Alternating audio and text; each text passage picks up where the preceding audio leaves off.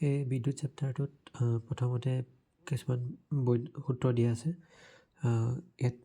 বিদ্যুৎ প্ৰবাহটোক আইৰে বুজাইছে। যেতিয়া কুৱেশ্যনবিলাক কয় বিদ্যুৎ প্ৰবাহটো আই লিখে, বৈদ্যুতিক আধানটো কিউ বুলি লিখে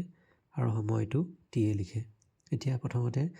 আমি জানিব লাগিব যে বিদ্যুৎ প্ৰবাহৰ যোনটো আই বুলি লিখে, বিদ্যুৎ প্ৰবাহৰ এককটো হ'ল এম্পিয়াৰ। এম্পিয়াৰটো এ বুলি লিখে, এ হিচাপে লিখে, আৰু আধানৰ এককটো হ'ল কুলম। কুলমটো চি হিচাপে লিখে, আৰু সময়ৰ এককটো আমি জানোৱেই, এছআই এককটো ছেকেণ্ড এছত লিখে। এতিয়া প্ৰথম সূত্ৰটো আমাক দিয়া আছে যে বিদ্যুৎ প্ৰবাহ আধান আৰু সময়ৰ মাজৰ সূত্ৰটো দিয়া আছে আমাক। এতিয়া ইয়াত কৈছে যে যোনটো বিদ্যুৎ প্ৰবাহ আই হয় সেইটো আমি যোনটো বৈদ্যুতিক আধান তাক যদি সময়ে হৰণ কৰি দিওঁ, আধানটোক যদি সময়ে হৰণ কৰি দিওঁ তেতিয়া আমি বৈদ্যুতিক প্ৰবাহ পাওঁ। ঠিক আছে, মানে এইটোৱে কি বুজায় যে ধৰি লোৱা এডাল তাঁৰ আছে, ধৰি লোৱা এ বি এডাল তাঁৰ, এই এ বা পি কিউ ধৰি লোৱা, তুমি এটো খেলি মেলি লাগিব পাৰে ইয়াৰ লগত, পি কিউ ধৰি লোৱা। পি কিউ তাঁৰডালৰ পৰা এটা মূৰৰ পৰা আনটো মূৰলৈ ধৰি লোৱা আমি আধান কিউ নিব লাগে। সেই আধান কিউ নিওঁতে 1 ছেকেণ্ডত আমি কিমান আধান যাব, মানে এইটোৱে কি বুজাইছে, 1 ছেকেণ্ডত কিমান আধান যাব সেইটোৱে বিদ্যুৎ প্ৰবাহ বুজাইছে, হয় ন। ইয়াত চোৱা তুমি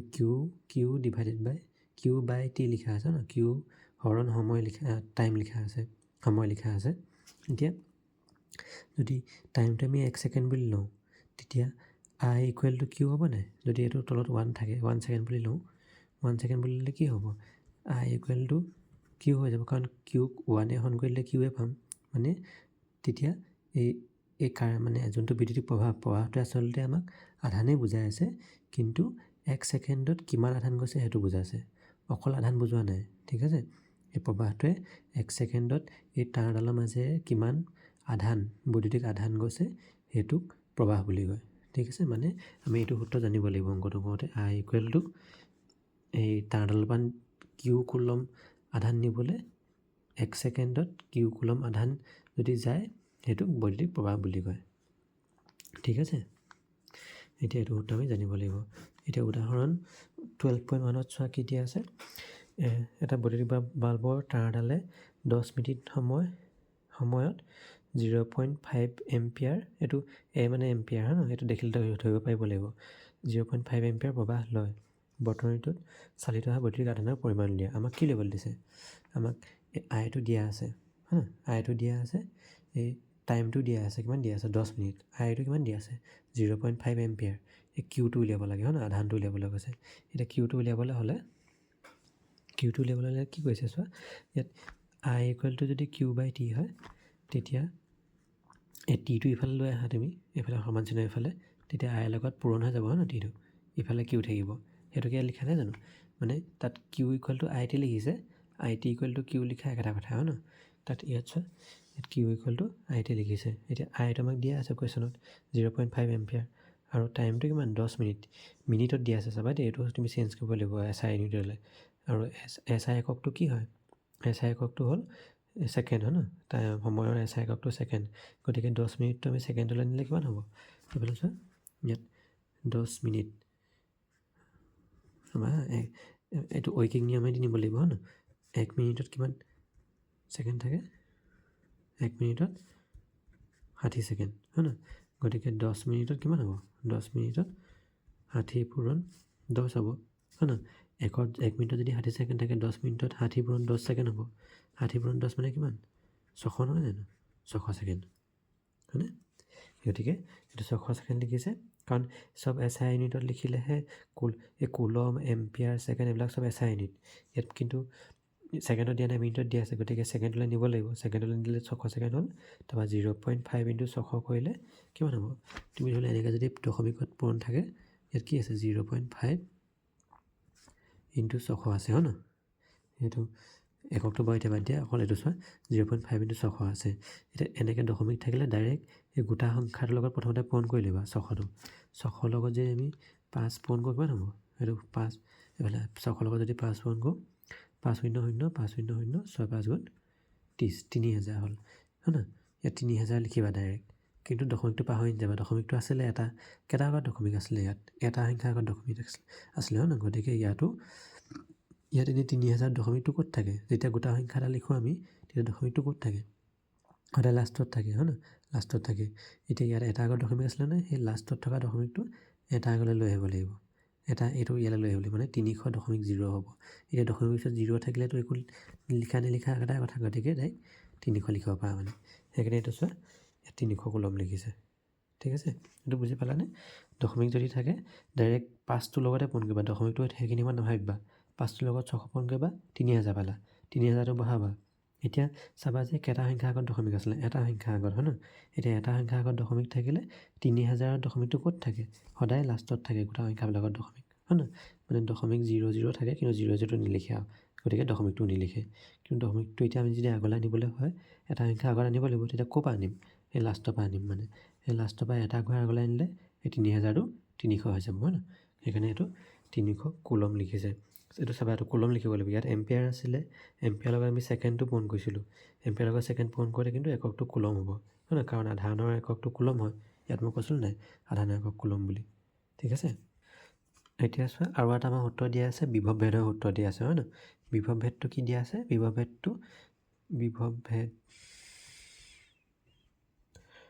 ভেদটো ভিয়েদি বুজায় এনেই চিহ্নটো ভি আৰু ইয়াৰ এককটো ভল্ট ঠিক আছে ভল্টটো ভি বুলি লিখে কিন্তু ইয়াত চাবা ইয়াত বিদ্যুৎ প্ৰবাহটো আই চিহ্নটো আই কিন্তু এককটো এম্পিয়াৰ এ বুলি লিখে ইয়াত চিহ্নটো কিউ আধানত কিন্তু এককটো কুলম সেইকেইটা মনত ৰাখিবা দেই ইয়াত সময়টো চিহ্নটো টি কিন্তু ছেকেণ্ড এইটো মনত থাকিব বাৰু সেইটো সহজ হয় এইকেইটা মনত ৰাখিবা ভালকৈ কিন্তু বিভৱ ভেদত চোৱা চিহ্নটো ভি বুলি লিখে আৰু এককটো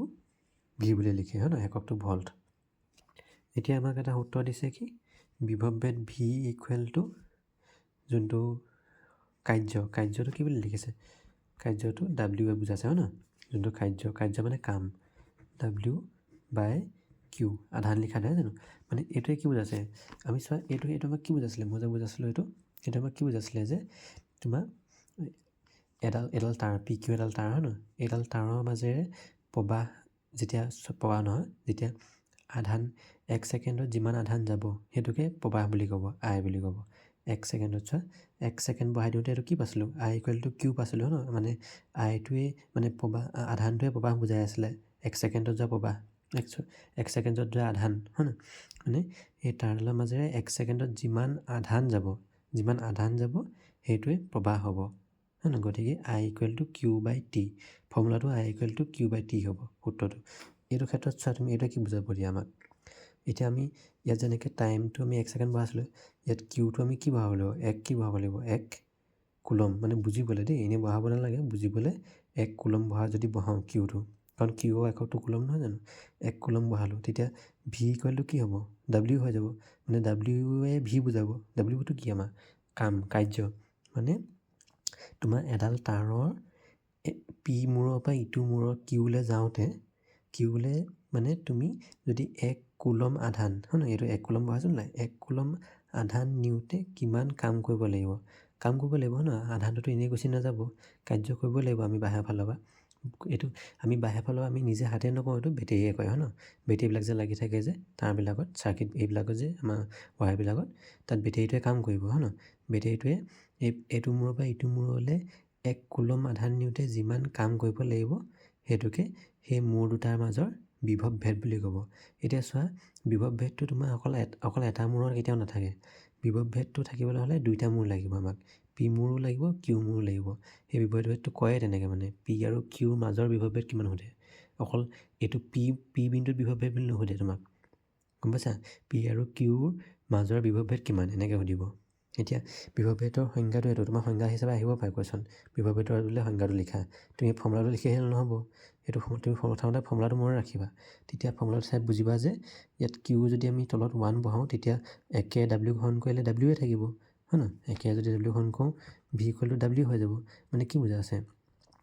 এই 1 কুলম আধান পি পৰা কিউলৈ নিওঁতে কিমান কাম কৰিবলগীয়া হৈছে সেইটোৱে ভি সেইটোৱে বিভৱ ভেদ ঠিক আছে। আৰু এটা কথা এই কাৰ্যৰ এককটো নক'লোঁ নহয় কাৰ্যৰ এককটো জুল হয় দেই বকীয়া জল উচকা ল ইংলিছত জে বুলি লিখে এইকেইটাক মনত ৰাখিবা দেই তুমি ডাব্লিউ কি বুজায় এই আৰু জুলে কি বুজায় কাৰণ মেইনলি এই একককেইটা মনত ৰাখিবা কাৰণ একককেইটা কুৱেশ্যনত দিওঁতে তোমাৰ একক হিচাপে দিব যে 1 ভল্ট 1 এম্পিয়াৰ 1 কুলম এনেকৈ দিব বা 5 কুলম 10 ছেকেণ্ড 10 মিনিট এইফালে 10 জুল এনেকৈ দিব তেনেকৈ তুমি গম পাব লাগিব ন কি দিয়া আছে ডাব্লিউ দিয়া আছে নে কি দিয়া আছে কাৰণ তুমি সূত্ৰটো এনেকৈ মনত ৰাখিবা W/Q বুলি এতিয়া ডাব্লিউটো একক যদি তুমি জুল বুলি পাহৰি থাকা ইয়াত কেনেকৈ বহাবা কুৱেশ্যনটো পাহৰি ন গতিকে এইকেইটা মনত ৰাখিবা একককেইটা এতিয়া উদাহৰণ 12.2টো চোৱা কি দিয়া আছে 12 ভল্ট বিভৱ ভেদৰ দুটা বিন্দুৰ মাজেৰে 2 কুলম আধান চালিত কৰোঁতে কিমান কাৰ্য কৰিব লাগিব তুমি প্ৰথমতে কুৱেশ্যনটো দেখিয়ে কি দিয়া আছে সেইটো পাছত চাবা প্ৰথমতে চাবা যে কি আমাক উলিয়াব লাগে ঠিক আছে আমাক কি উলিয়াবলৈ দিছে কিমান কাৰ্য কৰিব লাগিব কাৰ্য মানে কি এতিয়া সূত্ৰটো চোৱা এইটো সূত্ৰ মনত পেলাই লিখি ল'বা ছাইডতে V=W/Q কাৰ্য উলিয়াবলৈ দিছে মানে W উলিয়াবলৈ দিছে গতিকে আমাক কি জানিব লাগিব এই দুটা জানিব লাগিব তেতিয়াহে ডাব্লিউটো উলিয়াব পাৰিম হয় নহয় ভল্টটো মানে বিভৱ ভেদটো জানিব লাগিব ভল্টটো ভিটো বিভৱ ভেদ দিয়া আছে নাই আছে 12 ভল্ট সেইটো লিখি ল'বা যে দিয়া আছে বিভৱ ভেদ 12 ভল্ট তাৰপৰা চাবা কিউটো জানিব লাগিব কিউটো দিয়া আছে নাই কিউ দিয়া আছে এইটো 2 কি লিখা আছে 2C মানে কি 2 কুলম 2 কুলম মানে আধানটো বুজায় কিউটো বুজায় হয় ন তাৰপৰা লিখি ল'বা যে দিয়া আছে আধান কিউ = 2 কুলম এনেকৈ লিখি ল'বা হ'ল তাৰপৰা লিখিবা যে আমি জানো যে V = W/Q হয় ন তাৰপৰা গতিকে আমাক এইটো উলিয়াব লাগে ন যোনটো উলিয়াব লাগে সেইটো অকলশৰীয়াকৈ থ'বা সদায় সমাজজনৰ ইফালে বাকীকেইটা ওচৰলৈ লৈ আহিবা এতিয়া কিউটো এইফালে আনিলে কি হৈ যাব এইফালে কিউটো ইয়াক হৰণ গৈ আছে হয় ন ডাব্লিউ হৰণ গৈ আছে এইফালে গ'লে ভি কি কৰিব উল্টা হৈ যাব না পূৰণ কৰিব V/Q এইফালে ডাব্লিউটো অকলশৰীয়াকৈ থাকিলে এইটো উলিয়াব লাগে আমাক এতিয়া এনেকৈ লিখা বা এনেকৈ লিখা একেটাই কথা যোনটো উলিয়াব লাগে সেইটো বাওঁফালে লিখি ল'বা নহয় কি লিখিলোঁ এইটো W = V/Q দেই এইটো ভি যোনটো উলিয়াব লাগে সেইটো এনেকৈ মানে একেটাই কথা গম পাইছা ন দুটা লাইন একেই দেখিবলৈ হয় ন সমাজজনৰ ইফালে একেটা হেৰিয়ে আছে এইফালে V/Q আছে এইফালে V/Q আছে এইফালে W আছে এইফালেও W আছে কিন্তু বাওঁহাতে লিখি ল'বা এনেকৈ তাৰপৰা W = V/Q ভি কিমান দিয়া আছিলে আমাক 12 ভল্ট ইনটু কিউ কিমান দিয়া আছে 2 কুলম এতিয়া 12 ভল্ট ইনটু 2 কুলম সংখ্যাকেইটা পূৰণ কৰা 12 × 2 কিমান হ'ব 24 হয় নহয় 24 এফালে ভল্ট ইনটু কুলমটো চাব নালাগে তুমি ডাইৰেক্ট ডাব্লিউ এককটো চাবা ডাব্লিউ এককটো কি বুলি কৈছিলোঁ মই জুল ন জুল বুলি কৈছিলোঁ নে 12 জুল গতিকে এইটোৱে এনচাৰ হ'ব এতিয়া এইটো বুজি পালা নাই এনেকৈ 12 জুল মানে আমাৰ কি ওলাইছে এতিয়া ধৰা এনেকৈ তাঁৰ এডাল আছে এইটো পি মোৰ এইটো কিউ মোৰ এতিয়া সেই দুটাৰ মাজৰ বিভৱ ভেদটো আমাক দিয়া আছিলে হয় এতিয়া ইয়াত দেখিছানে ইয়াত 12 ভল্ট বুলি দিয়া আছিলে বিভৱ ভেদটো 12 ভল্ট দিয়া আছিলে তাৰপৰা আমাৰ কিমান আধান যাব লাগে সেইটো দিয়া আছে 2 কুলম আধান যাব লাগে হয় নহয় 2 কুলম আধান যাব লাগে গতিকে আমাক কিমান কাম কৰিব লাগিব বেটেৰীটোৱে মানে কিমান কাম কৰিব লাগিব সেই 2 কুলম আধানটো সেই 2 কুলম যোনটো আধান আছিলে সেইটো এইটো মূৰৰ পৰা এইটো মূৰলৈ নিওঁতে কিমান কাম কৰিব লাগিব আৰু এই মূৰ দুটাৰ মাজৰ বিভৱ ভেদটো আমাৰ 12 ভল্ট বুলি দিয়া আছিলে হয় ন এনেকৈ লিখে 12 ভল্ট দিয়া আছে এই 2 কুলম আধানটো আমি নিব লাগে এনেকৈ বেটেৰীটোৱে নিব লাগে ধৰি লোৱা এইটো মূৰলৈ কিমান কাম কৰিব লাগিব কাম এটা কৰিব লাগিব ন কাম কিমান কাৰ্য কৰিব লাগিব সেই কাৰ্যটো আমি উলিয়ালোঁ মানে 24 জুল কাৰ্য কৰিব লাগিব বুলি ঠিক আছে।